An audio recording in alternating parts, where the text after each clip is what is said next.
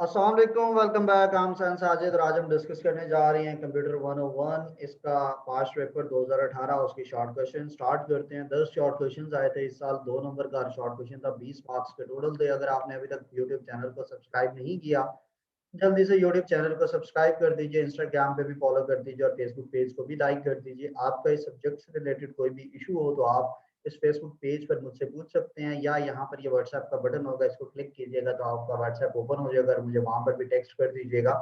Start करते हैं कि पहला शॉर्ट था, व्हाट आर सुपर कंप्यूटर्स।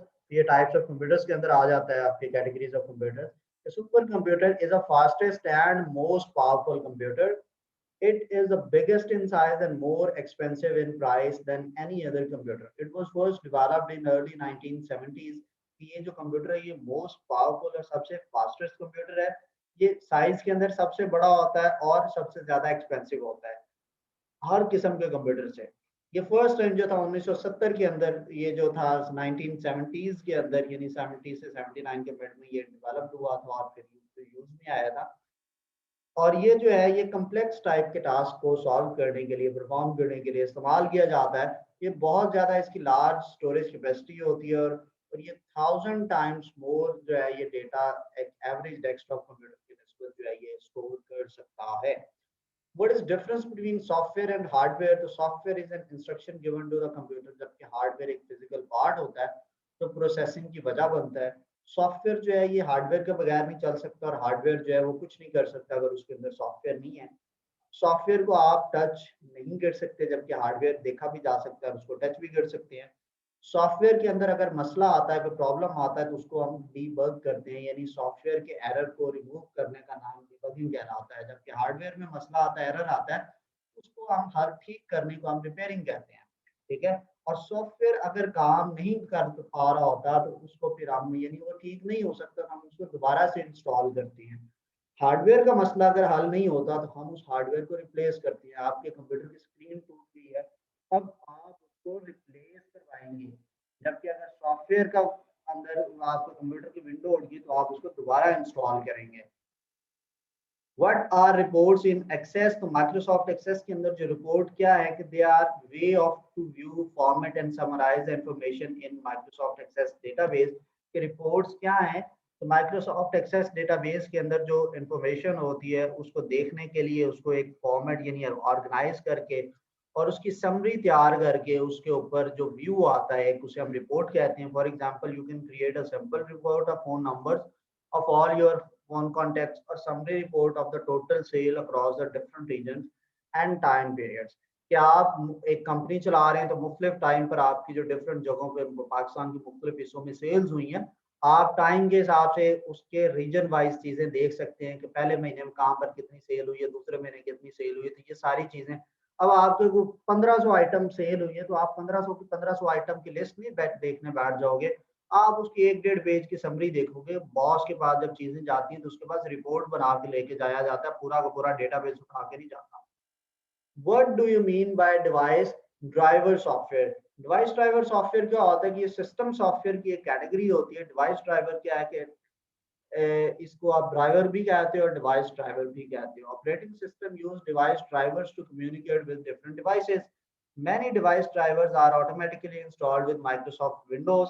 अगर आपको याद हो, आपने अगर कभी विंडो एक्सपी यूज की थी तो जब भी आप विंडो करते थे तो आप ऑडियो वीडियो प्रिंटर के और बाकी सारी डिवाइसेस के ड्राइवर्स इंस्टॉल करने पड़ते थे। क्यों? हार्डवेयर तो आपका लग गया सीडी रोम, लेकिन सीडी रूम की बात आपका कंप्यूटर नहीं समझता, तो बीच में एक मिडल मैन आपको हायर करना पड़ता है जो सीपीयू वाली इंस्ट्रक्शन जो है वो आपके सीडी रूम को बताए और सीडी रूम की इंस्ट्रक्शन आपके सीपीयू को बताए। इसी तरह से आपने वॉइस है तो आपने एक मूवी आपके कंप्यूटर में पड़ी है तो उसको आपने प्ले किया तो मूवी के अंदर एक ऑडियो है, लेकिन आपका प्रोसेसर जो है वो डायरेक्टली उसके साथ वो थोड़ा सा रूड बंदा है, वो मूडी है, वो डायरेक्टली उसके साथ डील नहीं करता। वो एक थर्ड पर्सन जिसको डिवाइस ड्राइवर का नाम देंगे, वो इंस्टॉल करेंगे तो वो उसको कहेगा और वो डिवाइस ड्राइवर आगे आपकी ऑडियो को चलाएगा। तो डिवाइस ड्राइवर्स क्या होते हैं कि डिफरेंट जो कंप्यूटर की डिवाइसेस होती हैं, स्पीकर है, स्क्रीन है, आपके पास जो है वो वीडियो के फॉर्मेट के अंदर ग्राफिक्स हैं, आपका प्रिंटर है, आपका सीडी डीवीडी रूम है, आपका माउस है, आपका कीबोर्ड है, ये सारी डिवाइसेस को कंप्यूटर को ऑपरेट करने के लिए एक और सॉफ्टवेयर की जरूरत होती है, उसको हम डिवाइस ड्राइवर का नाम देते हैं। Difference between data and information, तो ये मैं आपको ये जो है क्या डेटा क्या होते हैं कि रॉ फैक्ट्स एंड फिगर होते हैं।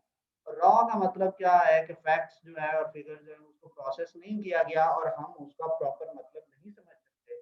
कंप्यूटर के अंदर जो डेटा दिया जाता है वो इंफॉर्मेशन प्रोसेसिंग के लिए दिया जाता है और डिफरेंट सोर्सेज से ये डेटा कलेक्ट किया जाता है डिफरेंट प्रोसेस के लिए।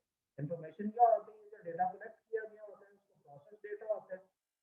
इंफॉर्मेशन जो है ये ऑर्गेनाइज्ड और प्रोसेस्ड फॉर्म ऑफ डेटा होती है। इससे ज़्यादा चीज़ों का मतलब अच्छे से समझ आता है और डेटा जो है वो एक इनपुट के तौर पर आप देते हो ताकि उसकी प्रोसेसिंग की जाए और फिर आउटपुट जो है उसकी जो होती है उसको हम इंफॉर्मेशन का नाम देते हैं। एग्जाम्पल क्या है कि कॉलेज के अंदर बहुत सारे बच्चों ने अप्लाई किया होता है, तो कॉलेज को नहीं पता कि कितने बच्चे जो है वो इस दफ़ा बीएस इंग्लिश में आएंगे, कितने इस्लामियात में, कितने उर्दू में, कितने मैथमेटिक्स में। तो वो जस्ट एक डेटा है, उसके बेस पर वो कुछ कह नहीं सकता कि किस डिपार्टमेंट में कितने बच्चे हैं। अब वो क्या करेगा, एडमिशन फॉर्म को सेपरेट करवाएगा, हर डिपार्टमेंट वाले फॉर्म अलग-अलग करवा देगा, उसके बेस पर उसको पता चल जाएगा कि किस डिपार्टमेंट में कितने-कितने बच्चे आए हैं। अभी भी वो ये नहीं बता सकता कि मेरिट क्या होगा इस साल का। तो वो क्या करेगा, वो अपनी सीट्स को देखेगा और उधर से फॉर्म्स में से बच्चों को सिलेक्ट कर लेगा। अच्छा जी, ये मेरा इतनी सीटें हैं और इसके हिसाब से ये 60 बच्चा आ गया, तो वो आपको मेरिट उसके बाद बता देगा। अच्छा 550 या 600 जो है मेरिट है इस दफ़ा का। इससे नीचे वालों को रिजेक्ट कर देगा, ऊपर वालों का एडमिशन के लिए उनको इन्फॉर्म कर देगा, उनकी लिस्ट लगा देगा। तो ये डेटा को उसने पहले प्रोसेस किया और फिर उसकी बेस पर उसने ये डिसीजन लिया। Differentiate between Excel worksheet and Excel workbook. Excel की वर्कशीट क्या होती है, एक सिंगल स्प्रेडशीट होती है that is a matrix of rectangular cells. यानी एक्सेल की वर्कशीट क्या होती है कि ये डिफरेंट सेल्स होते हैं, उसकी बेस पर ये बनाई जाती है और ये टेबल के फॉर्म में रोज और कॉलम्स के फॉर्मेट में इसको अरेंज किया जाता है। और ये जो है 1,48,000 यानी 10,48,576 रोज होती है, 16,384 कॉलम्स होते हैं। इसका सिंपली मतलब है कि 1,71,00,000 नहीं नहीं बल्कि 17,179,869,184 सेल्स होती है एक single page of Excel spreadsheet where you can write, edit and manipulate your data. और वर्कबुक क्या होती है, Excel workbook is just like a file or a book which consists of more than one or more worksheets and having various sort of related information. मैं ये एक Excel open करता हूँ और ये आपको मैं दिखा देता हूँ कि वर्कशीट्स क्या होती हैं। अब ये मेरे पास जो है ये सिंगल एक वर्कशीट है, इसके अंदर ये डिफरेंट सेल्स हैं, मैं इधर कहीं पर भी कुछ भी डिफरेंट मटेरियल लिख सकता हूँ। ये मैं दूसरी शीट ऐड कर दी, ये तीसरी ऐड कर दी, ये चौथी ऐड कर दी। इधर मैंने कहा जी इस शीट में इंग्लिश वालों का डेटा मैं सेव करूंगा, इस शीट में मैं जो है वो उर्दू वालों का डेटा सेव करूंगा, इधर मैं मैथ वालों का डेटा सेव करूंगा। तो ये मेरे पास मल्टीपल शीट्स बनती जा रही हैं, हर एक का अलग-अलग रिकॉर्ड है, लेकिन ये मेरे पास मैं इसको फाइल को एक ही नाम से सेव कर दूंगा जो मेरे स्टूडेंट्स का रिकॉर्ड है। ये पूरी की पूरी फाइल एक एक्सेल की वर्कबुक है और ये हर एक जो अलग-अलग चीज है ये मेरे पास वर्कशीट्स है। नेक्स्ट मेरे पास क्वेश्चन आता है कि what is a solid state memory. Solid state memory is a type of non volatile computer storage that stores and retrieve digital information using only electronic circuit without any involvement of moving mechanical parts. अगर आपने याद हो, आपने hard disk पढ़ा हो, तो आपको पता होगा वो जो रीड एंड राइट का प्रोसेस होता है तो थोड़ा टाइम टेकिंग होता है। क्यों? उसके अंदर एक मूविंग हेड होता है, उसका एक आर्म होता है, उसके आगे एक हेड लगा होता है और डिस्क वाले सेक्टर के अंदर जो है वो या ट्रैक के अंदर डेटा पड़ा होता है, तो वो आर्म वहां तक मूव करता है, हेड उसको डेटा को रीड करता है, तो उसको मूव करने में टाइम लगता है। और सॉलिड स्टेट मेमोरी के अंदर ये मूविंग पार्ट नहीं होते, डिजिटल काम हो रहा होता है, इलेक्ट्रॉनिक सर्किट्स होती हैं, तो वो वहां तक मूव करने में टाइम नहीं लगता, टाइम बच जाता है। तो ये जो हमारे पास जो डेटा है वो फास्टर इसके अंदर आ जाता है सॉलिड स्टेट मेमोरी के अंदर। ये फ्लैश मेमोरी की टाइप आ जाती है और वो जो है वो जो डिजिटल वो जो है हार्ड डिस्क ड्राइव है वो कंपैरेटिवली इसकी निस्बत स्लो होती है। What is the slide animation in Microsoft power point. तो माइक्रोसॉफ्ट पावर पॉइंट के अंदर जो एनिमेशन क्या होती है कि आप जो है वो माइक्रोसॉफ्ट पावर पॉइंट को यूज करते हो, आप एनिमेशन बनाते हो, ठीक है। और डिफरेंट जो मूवी और प्रोग्राम्स और गेम्स की तरह ये एनिमेशन बिहेव कर रही होती है, just like cartoon art work होता है। और ये जो आर्ट वर्क जो होता है ये बेसिकली माइक्रोसॉफ्ट पावर पॉइंट के अंदर फोटो शेप फीचर्स होते हैं उनके जरिए पहले बनाया जाता है, और फिर स्लाइड बाय स्लाइड आप उसको एनिमेट करते हो, या कस्टम एनिमेशन भी आप उसकी कर सकते हैं। What are functions of drop cap in Microsoft Word? तो ड्रॉप कैप क्या है कि ये लार्ज कैपिटल यूज होता है, ठीक है, and as a decorative element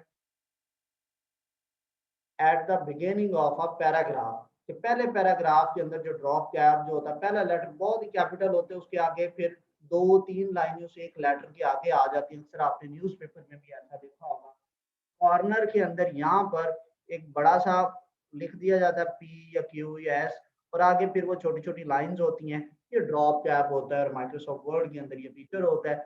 inkjet printer क्या है कि ये नॉन इम्पैक्ट प्रिंटर्स के अंदर आता है। It create output on paper by spraying tiny drops of liquid ink.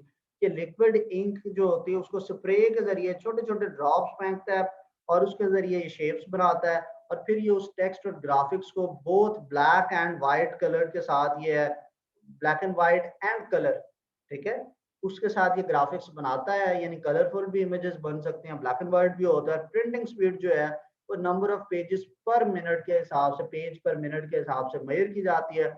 और ये जो है इट कैन प्रिंट जो है वो पेज पर मिनट के हिसाब से होता है, और मोस्टली जो इंकजेट प्रिंटर होते हैं वो 12 से 36 पेजेस पर मिनट के अंदर प्रिंट कर सकते हैं। आपका कोई भी सवाल हो तो आप इंस्टाग्राम के थ्रू या फेसबुक के थ्रू पूछ सकते हैं, या फेसबुक पेज के ऊपर ये बटन दिया होगा, यहाँ से आपका व्हाट्सएप नंबर ओपन हो जाए। अगर आप वहां पर भी अगर कोई आपका क्वेश्चन है तो आप पूछ सकते हैं। इंशाल्लाह आपसे अगली वीडियो में मुलाकात होती है। तब तक अल्लाह हाफिज।